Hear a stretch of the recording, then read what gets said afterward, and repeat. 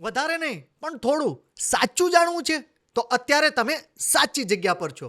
Your podcast Gujarati clips.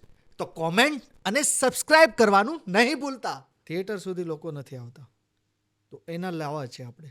તો શું એક અપીલ કરવી છે તમારે? શું કરશો થિયેટર સુધી લોકોને લાવવા છે એમ? એ ઓડિયન્સને એક અપીલ. નથી મને એવું આવતા, લાગે ગુજરાતી છે નથી કે- જોતા, ચાલો. અચ્છા, ઓકે. ફિલ્મો નથી જોતા. મને એવું લાગે છે કે જે લોકો ગુજરાતી ભાષાને અને ગુજરાતી ફિલ્મોને સપોર્ટ કરવા માંગે છે એવા લોકો તો ફિલ્મો જોઈએ જ છે. આમાં કેવું થાય છે કે ઘણી બધી એવી કમ્પ્લેન આવતી હોય છે કે ગુજરાતી સારી ફિલ્મો નથી આવતી અને એક ફિલ્મો એમને ખરાબ જોઈ હોય જેના કારણે પછી લોકો ફિલ્મો જોવાનું જ બંધ કરી દેતા હોય છે. પણ મને એવું લાગે છે કે એવું તો બોલિવૂડમાં પણ નથી થતું, સાઉથમાં નથી થતું. તમારા ફેવરેટ સુપરસ્ટારની ફિલ્મ તમે જોવા જાઓ એ પણ તમને નથી ગમતી. 100%. નથી જ ગમતી ને. તમે એ એક્ટરને ચાહો છો એટલા માટે ફિલ્મ જોવા જાઓ છો અને ત્યાં પણ તમને એ ફિલ્મ નથી જ ગમતી તો એ તમે હોપ તો નથી હારી જતા ને કે ના એક સારી ફિલ્મ ખરાબ લાગી, આ ફિલ્મ નથી ગમી તો હવે ફિલ્મ જ જોવા નથી જવું, એવું તો તમે નથી કહેતા ને.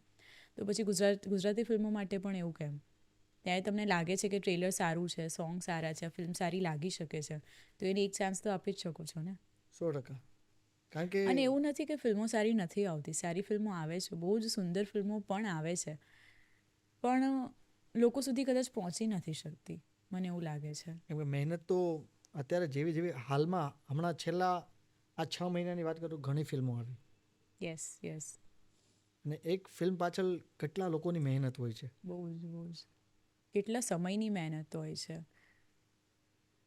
માનસિક રીતે, શારીરિક રીતે. ફેબ્રુઆરી મહિનામાં જેમ કે કમઠાણ આવી હતી. કમઠાણ આટલી સુંદર ફિલ્મ હતી, લગન સ્પેશિયલ આવી હતી, કસુંબો આટલી સુંદર ફિલ્મ આવી હતી. એટલે એવું નથી કે ફિલ્મો નથી આપી રહ્યા, ગુજરાતી ફિલ્મો તો આપી જ રહી છે ને. એટલે એક અપીલ અમે પણ કરીએ છીએ કે પ્લીઝ તમે થિયેટર સુધી આવો.